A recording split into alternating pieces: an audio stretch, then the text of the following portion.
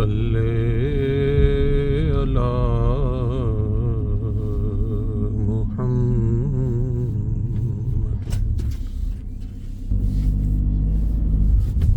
صلی علی نبینا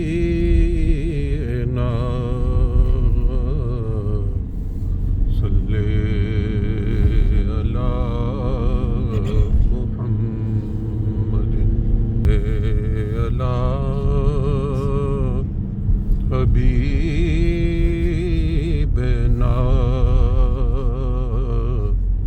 صلی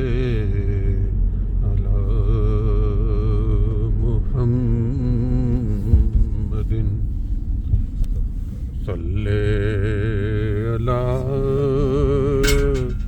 کریمنا صلی علی محمد صلی علی شفیعنا صلی علی محمد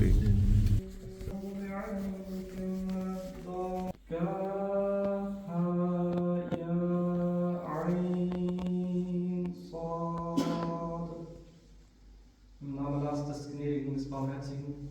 Kaf ha ya Ain Sad, O Allwissender, Wahrhaftiger, du Rahim. Kaf ha ya Ain Sad, اے عالم اور صادق خدا تو کافی اور ہادی ہے. رمضان مبارک سے قبل سورہ مریم کا درس شروع کیا گیا تھا اور اس دنوں میں حروف مقطعات کے متعلق حضرت مسلم موعود رضی اللہ عنہ نے بیان فرمایا کہ یہ جو مختلف حروف ہیں یہ اللہ تعالیٰ کی جو صفات ہیں جو اس سورہ کے اندر جو موضوع بیان ہو رہا ہے اس کی نمائندگی کر رہے ہیں. اور خاص طور پر یہ سورہ مریم کے جو پہلے جو حروف مقطعات آتے ہیں وہ اس آیت کی تردید بھی کرتی ہیں کیونکہ اس آیت میں جو خدا تعالیٰ کا جو تصور ہے وہی غلط ہے اور اس وجہ سے پھر ان کے اندر جو مختلف غلط عقائد پیدا ہو گئی ہیں. آپ پھر بائبل سے موازنہ کرتے ہوئے مزید فرماتے ہیں. پھر صدق کے متعلق لکھا ہے اور یہ بائبل کا حوالہ ہے کہ اے خداوند سچائی کے خدا تو نے مجھے مخلصی دی ہے.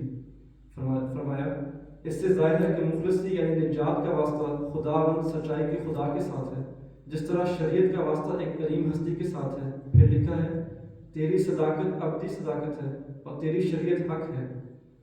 حضور فرماتے ہیں گویا بائبل اور انجیل دونوں سے یہ ثابت ہے کہ علم کامل صرف اللہ تعالیٰ کو حاصل ہے اور صداقت کاملہ بھی اسی کو حاصل ہے.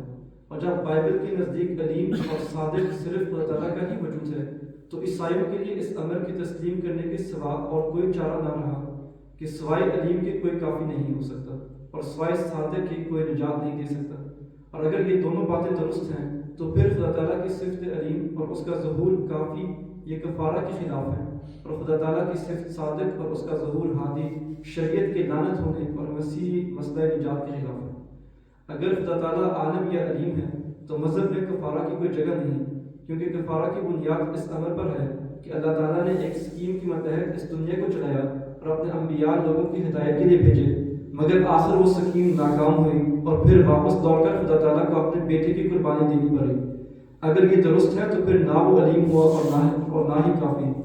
اسی طرح خدا تعالیٰ کی صفت صادق اور اس کا ظہور ہادی اگر درست ہے تو عیسائیوں کا شریعت کو لعنت قرار دینا اور نجات کے لیے کفارہ کا مسئلہ ایجاد کر لینا بالکل غلط ہے.